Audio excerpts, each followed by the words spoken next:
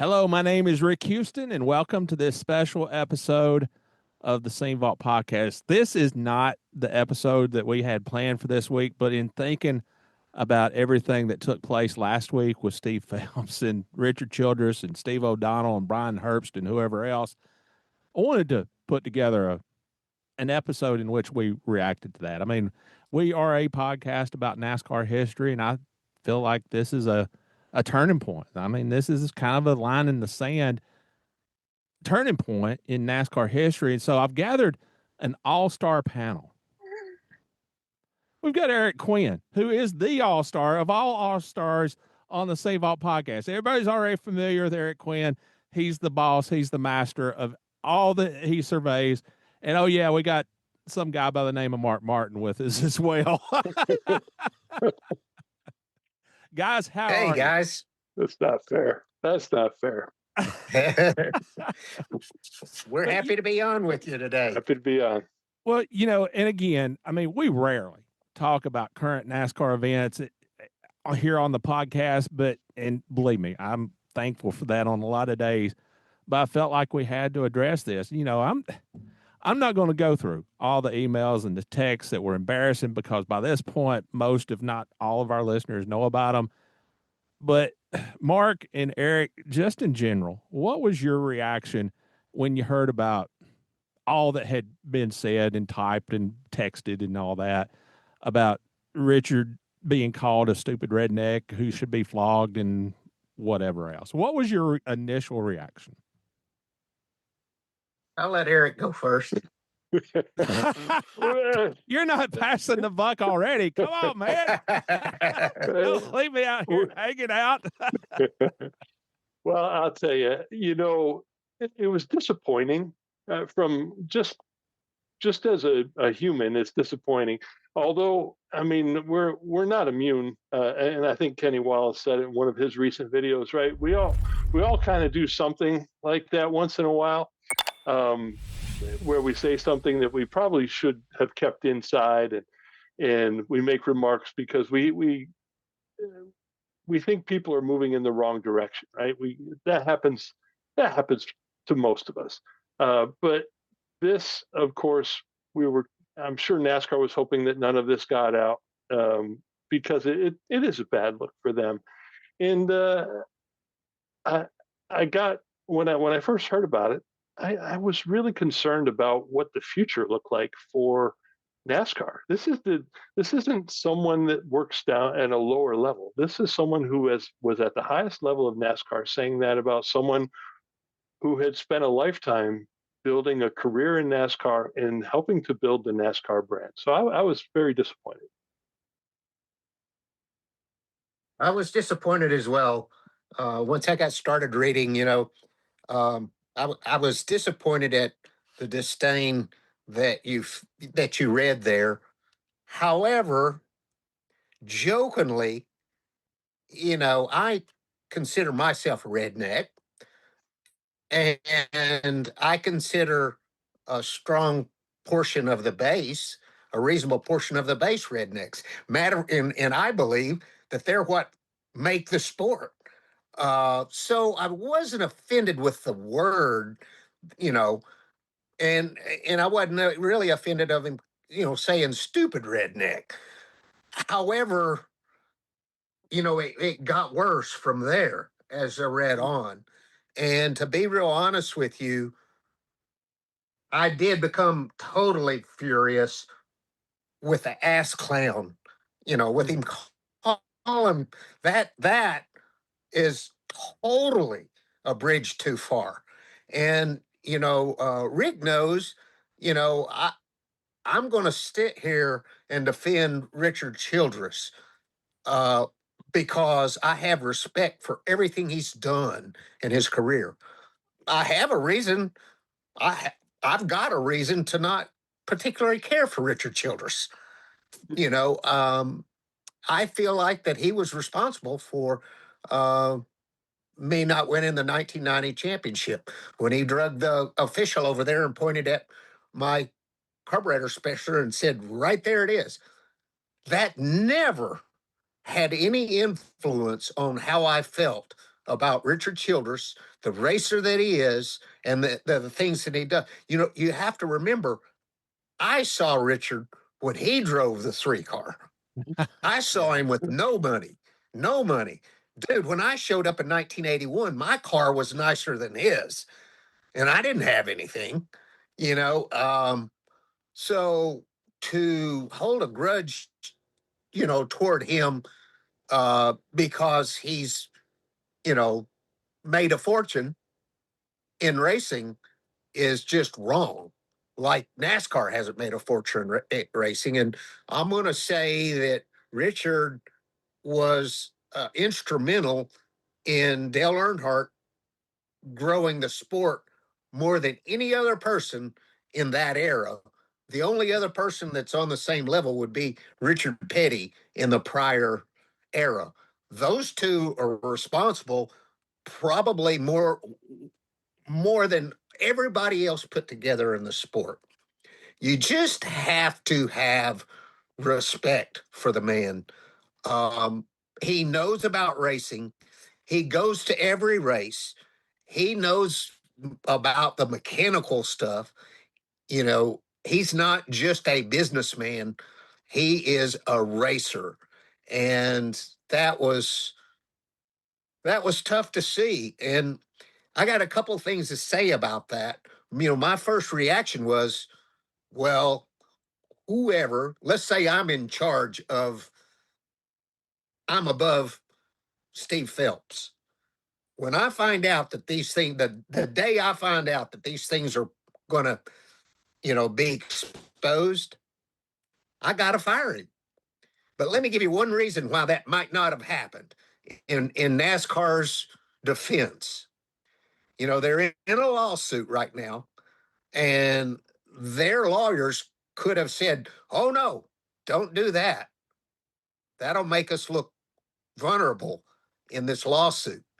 So, in their defense, everybody's wanting, something to happen. Maybe something will happen when this lawsuit's over with and whatever. But back to the point, we had people in the sport who loved, our family. Richard Childress, Bill France Jr. loved Richard Childress and probably gave him some favor for good reason. I respect that. Richard Childress was one of the ones that bailed him out when he was in trouble. And Bill France Jr. never forgot that. And you could see it all through, France's reign. And we shouldn't forget who we are and where we came from. And unfortunately, over the past, 15 years or so, we really have lost track of where we came from and what our roots really are. Mark, I think there's so much to unpack about what you just said, but the first reaction that I have is you and Richard Childress. And yeah, you've got beef with Richard because, yeah, I mean, he was the one that pointed out the carburetor spacer plate and all that kind of thing. I've had my run-ins with Richard. I've, done stories and, the quotes weren't exactly what he told me wasn't exactly accurate. However, you can't not respect him. And Mark, you can say whatever you want to about Richard Childress because you're a part of that brotherhood of competitors in that garage. You can say whatever you want. Anybody in that garage can say whatever they want about each other. They can fight and feud and fuss and whatever. But when somebody else outside that brotherhood attacks one of you, then you all band together and you don't say anything about my brother. And I think that's part of the problem, if not the problem, is that people see NASCAR leadership in general and Steve Phelps in this case in particular as an outsider. They see him they see NASCAR leadership as up in the ivory tower, completely disconnected with what's going on in the garage. So I think that was a really powerful statement. Yeah, I agree. I think, Rick, that you just hit on what a long-term fans, and I went to my first NASCAR race when I was 9 years old. I'm quite a bit older than that now, but They had for the race. last They had NASCAR back then. Oh, they they did, but I'll say, you know, it it is it has been the discussion that has underpinned everything, all the decisions that have been made over the last 10 years, maybe a little bit longer, have been this isn't this isn't traditional NASCAR. Now you can take that for what it's worth, but the bigger discussion is why are the folks that are sitting in the ivory tower, as you call it, so disconnected from what's happening in the garage, right? Tony Stewart talked about it a few years ago. He talked about meeting up with someone from NASCAR who told him to his face that what the drivers thought would fix NASCAR, uh, whether or not you believe NASCAR is broken, that's up to you. But what the drivers thought would fix NASCAR was 180 degrees from what the NASCAR leadership thought was going to fix NASCAR. That was Tony Stewart talking about that a number of years ago. And we as fans, we as folks who have worked in NASCAR, all three of us have worked in NASCAR at different points. We probably today feel like it's much more disconnected than it ever has been, and that's one of the crux of the issue here. well, I think right now this is more than just NASCAR fans creating this big mob with pitchforks and torches, and we're all going to storm the NASCAR ramparts in Daytona, demanding Steve Phelps's head on a platter. And to be honest with you, I think I don't know that it's fair. I don't think it's fair to make Steve the scapegoat, the fall guy for this, because obviously that sentiment has been around for far longer than Steve Phelps has been involved. And, for any real change to happen, there has to be an honest to goodness culture change within NASCAR leadership, because right now, as we've talked about, the ivory tower has never been further from the chicken bone seats. And that's a huge problem. It is a huge problem. I don't know for sure. I can't say for sure how, the information is working, but it almost appears like that they are in such an echo chamber of people that support what they believe that they think that is the case. And they could say that about me, but I say, how could you not know and recognize every, every racetrack? I go to short tracks all the time. I'm out with the fans all the time. Not the fans at the racetrack. The fans that are going to the racetrack today may not be as disgruntled. But do we have enough fans going to the racetrack? No. Do we have enough people watching on TV? No. Everywhere I go, that's all I hear. I don't watch it anymore. I can't stand. I don't recognize it. It's not what it used to be. That's all I hear. 100%. And Yeah. you know, the first time I stood up and said, you know, season long points, no one in the room, not one soul, even thought that was a reasonable idea. And it's it's probably not. I'm sure it's not going to happen, but that's just an example. They think that they have to have a playoffs, and they hear that, and it's echoed and echoed and echoed, and then you get on NASCAR radio, and that's all you hear is people, and the callers that call in are even pro playoffs. But in the real world, out there, outside of that bubble, there's a huger there's a huge population that feels disenfranchised. I think over the years, for whatever reason, there is this perception in NASCAR leadership that if you disagree with NASCAR on any of its moves or pronouncements or whatever, that you're anti NASCAR, that you are against NASCAR, that you just want to see the sport fail. I don't see that, because listen, I have a vested interest in seeing NASCAR succeed with this podcast. If I didn't want to see NASCAR succeed, if I did not see value in NASCAR and NASCAR history, I would not have walked 350 miles in 3.5 months in the summer of 2020 in order to obtain the same brand. Then and over and above that, I would never have sat in front of a scanner for hundreds, literally hundreds of hours if I did not care about NASCAR. So I really and truly take exception to anybody who says that if you disagree with NASCAR, you don't care about NASCAR. You just want to see it fail. I want to build, I mean, this podcast is about preserving NASCAR history. And if NASCAR history, if NASCAR died with Dale Earnhardt, then why are we even here? I mean, this sport as a whole is worth preserving. It's worth building up. And so there is a such thing as constructive criticism. That's what I feel like all this is constructive criticism about something that we truly care about. I'd like to bring up, to your point, I've had Steve O'Donnell tell me directly more than once, 10, 15, 15 years ago, that, encouraged disagreement, so I don't know, I don't know where that, I don't know where that really went off the tracks, but certainly, uh, with social media now, it's so ugly and so vicious. Um, it's very hard to have constructive criticism because so many people are so vicious and ugly. But I'm like you, Rick.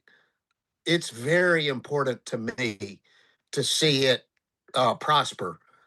Very important, because if it dies, so does my accomplishments. Yeah.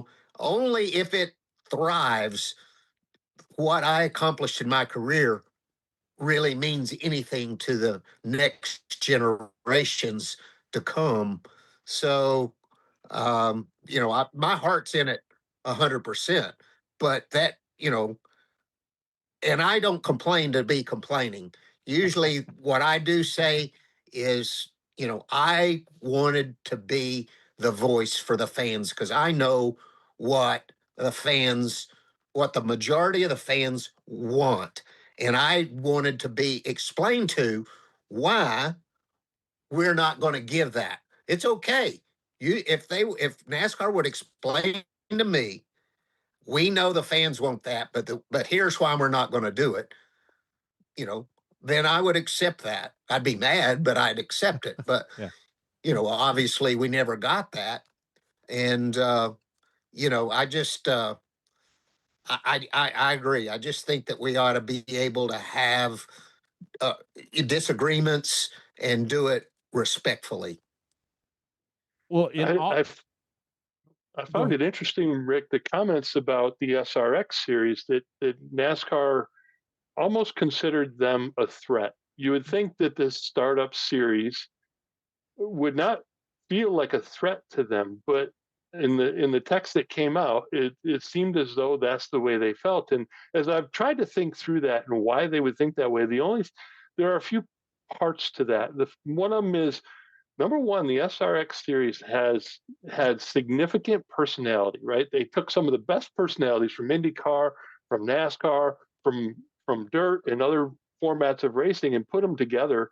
And people complain a little bit these days about NASCAR drivers not having the personalities they used to have. And so that might have been it. They also had a decent television package, which always plays into everything, right? They were on Thursday nights but to me, an interest in motorsports leads to the pinnacle, which is Formula One, IndyCar, and NASCAR. So anything that NASCAR does to try to drive down what's happening in motorsports in general hurts its legacy, right? We want people to be interested in auto racing. That's the point. And once they get interested in auto racing, it's like someone going to a high school football game and falling in love with football. Where are they going to end up? They're going to end up watching NFL games, right? Because that's the Right. pinnacle. NASCAR is the pinnacle, and we want to encourage those things, not discourage them and call them a trash series like we heard in those emails and text messages.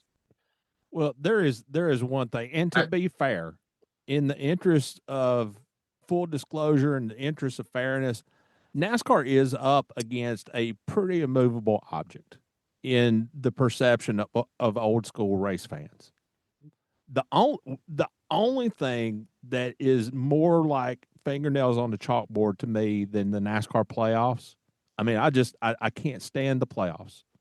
That's like, again, that's like fingernails on a chalkboard. But the only thing in competition with that for me personally is an old school race fan who has nothing more to contribute than we need to go back to racing when men were real men. I hate that statement because it doesn't add anything to the conversation. Back when men were real men, they were getting out of cars and being and getting relief drivers in almost every race during the summer. There are pictures in Winston Cup scene of Mark freaking Martin getting out of a race car to let somebody else drive his race car.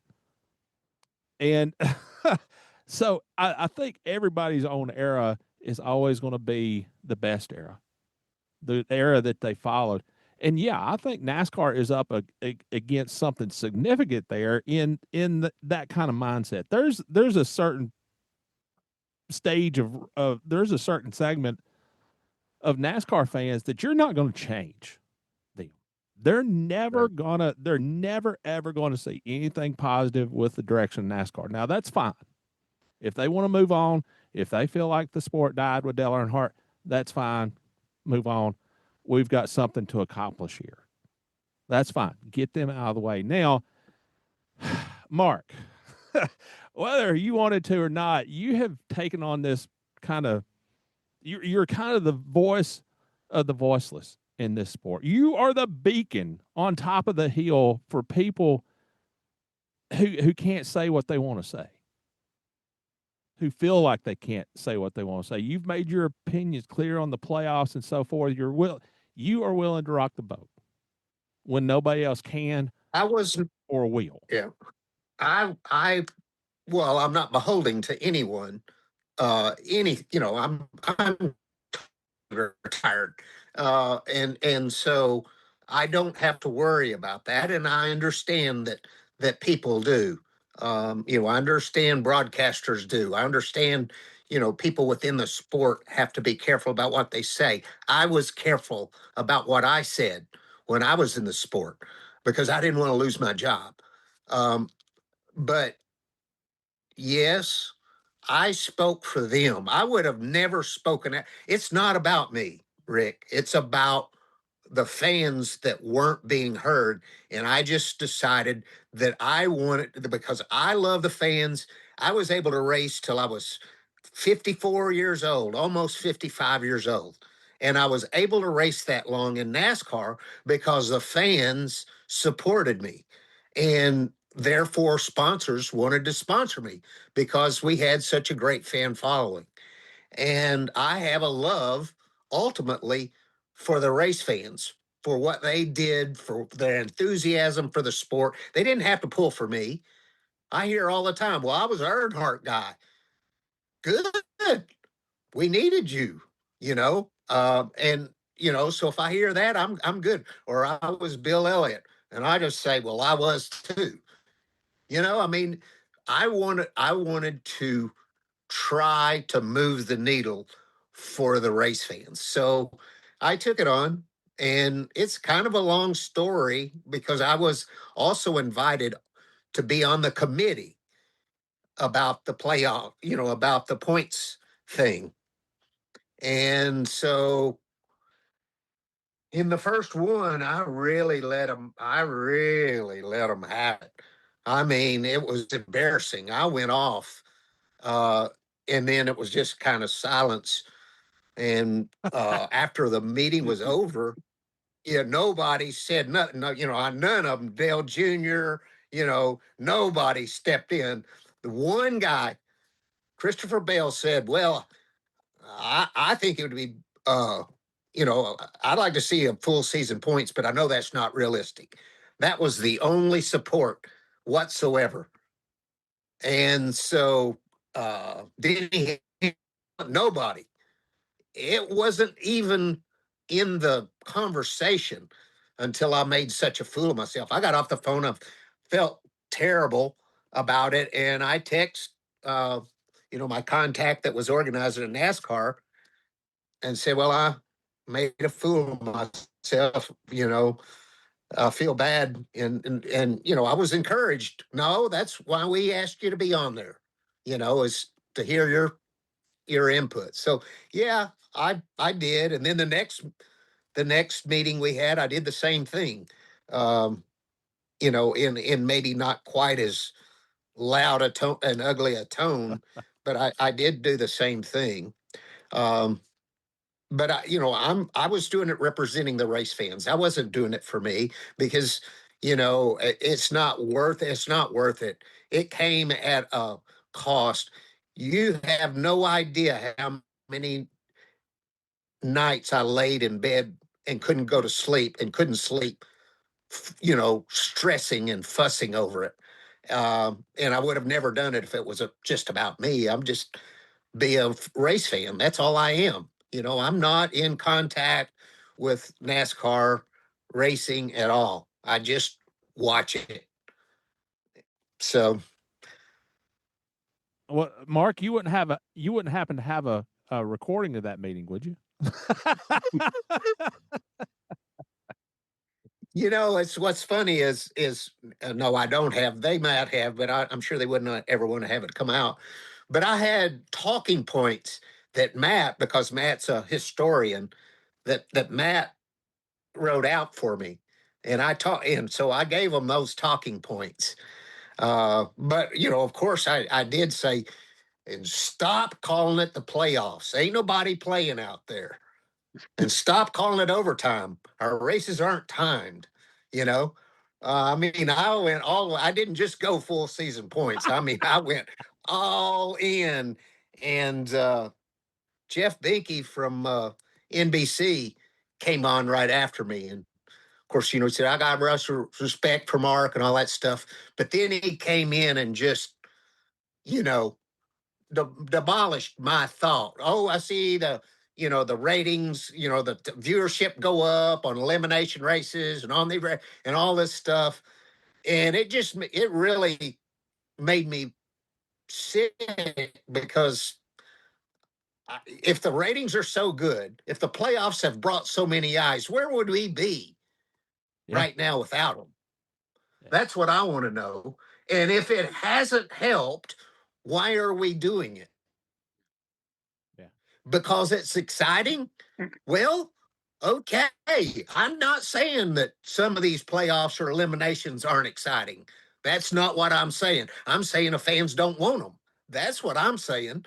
And it matters, in my opinion, what the fans want. That's our selling point. And to go off on another tangent, uh you talked about the fans saying, the real men, and these are just boys today.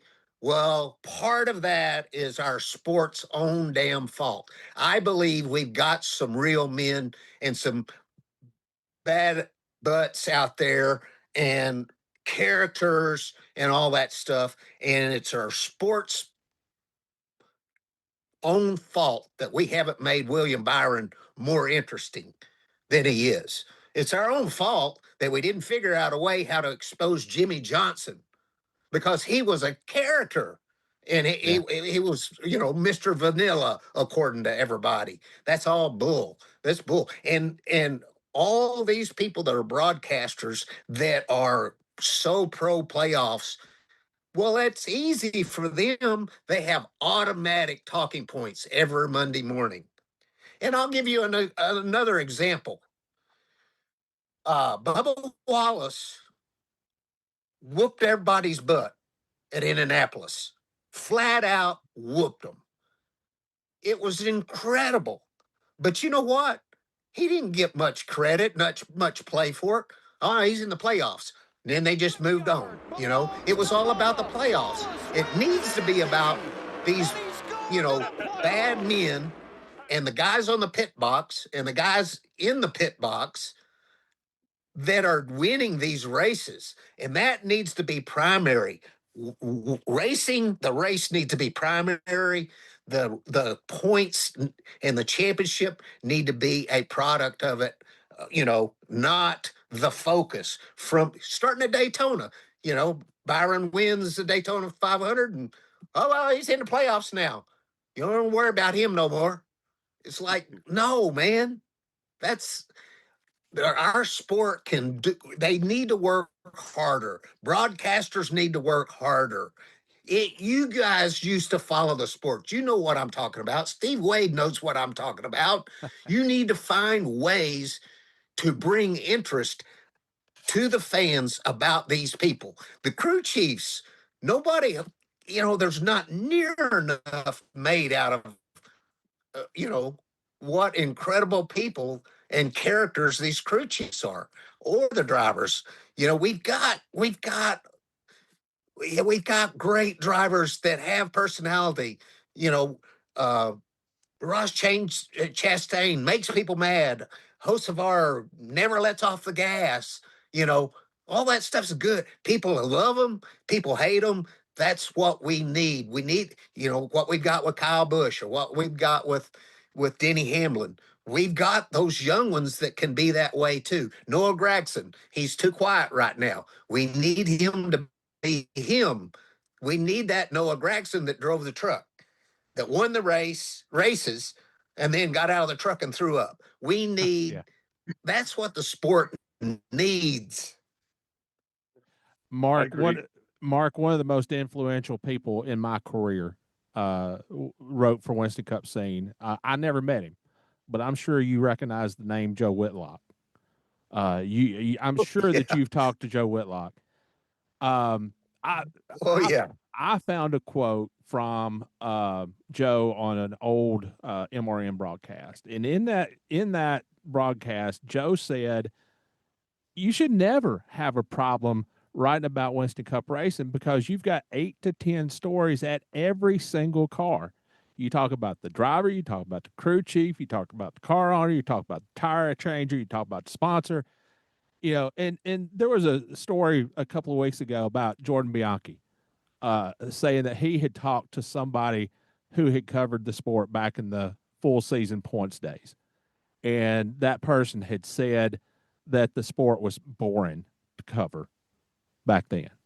And I don't know who that person was, but I will say this: I've been around the sport as a writer since 1991, and not once ever have I ever considered the sport boring to cover.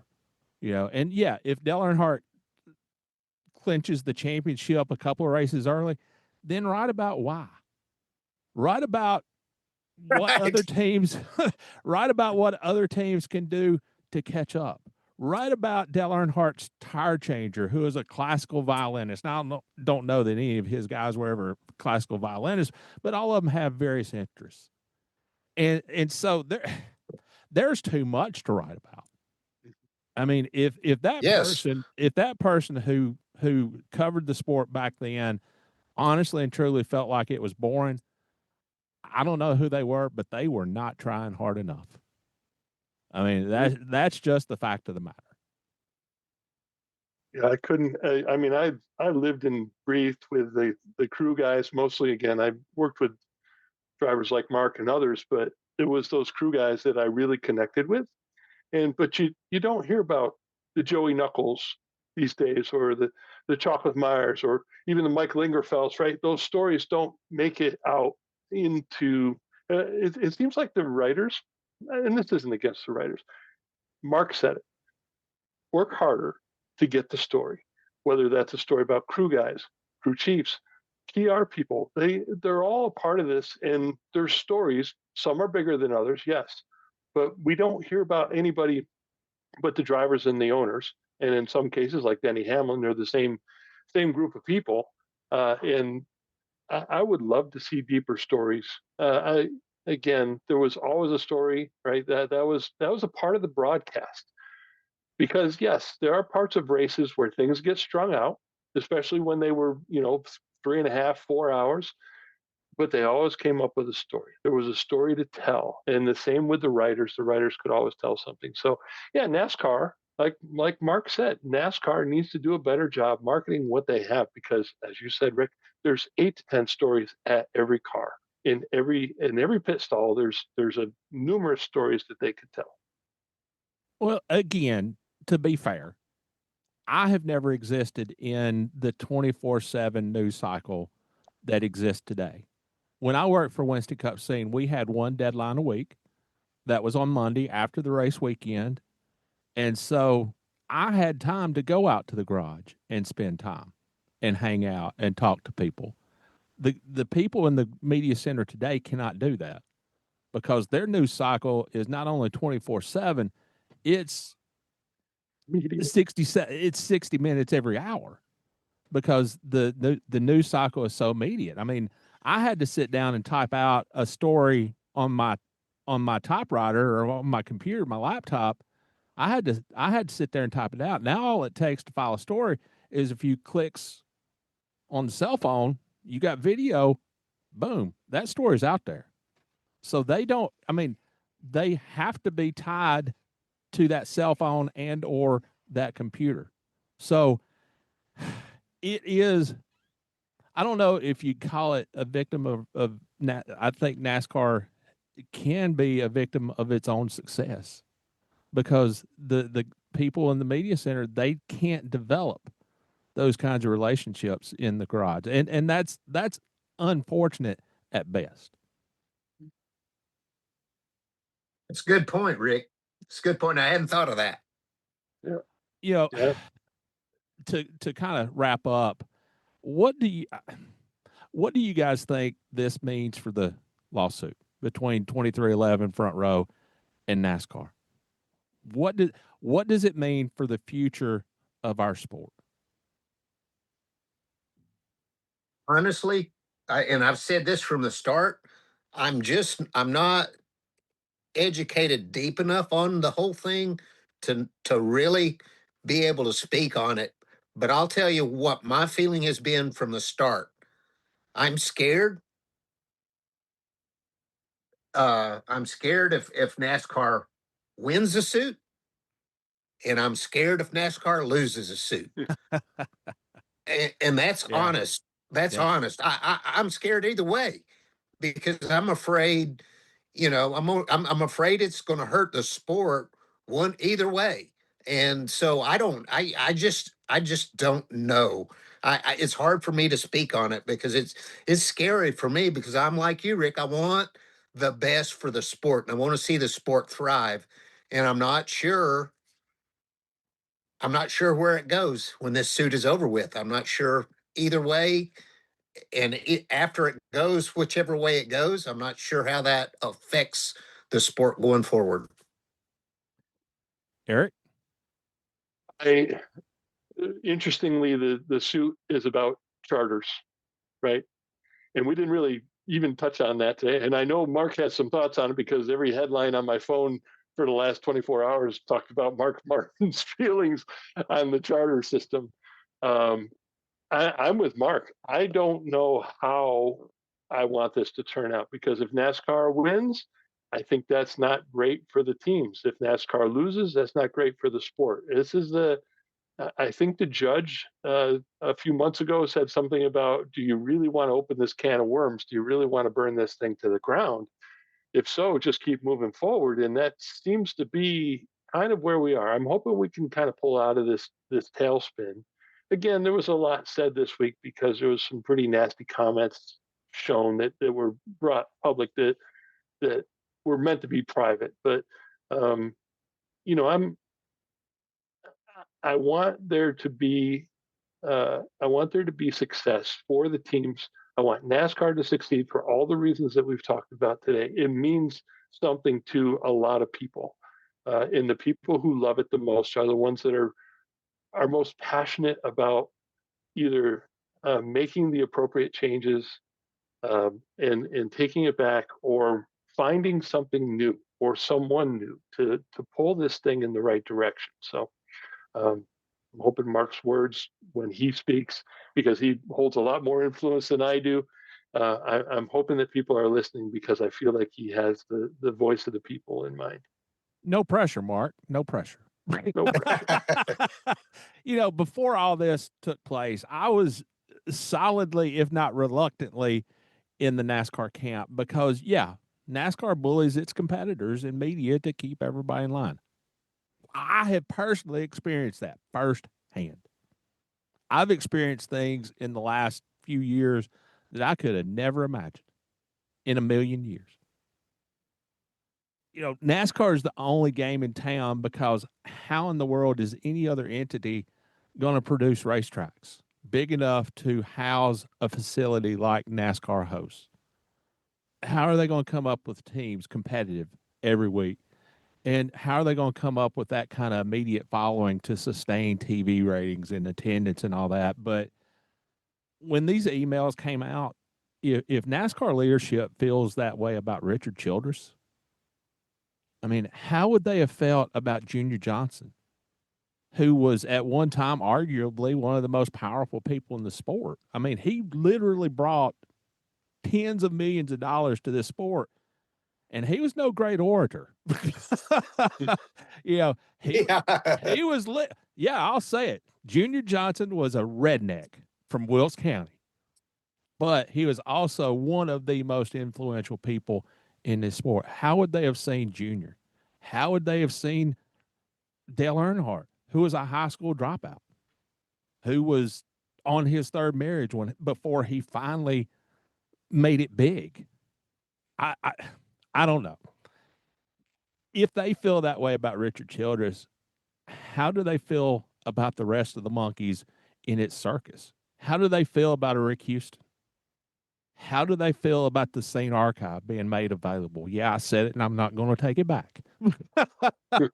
you know, so I don't know what it means for the lawsuit, but something has to happen for this sport to steer itself in a more positive direction. I really do feel like this is that moment in time for that to happen.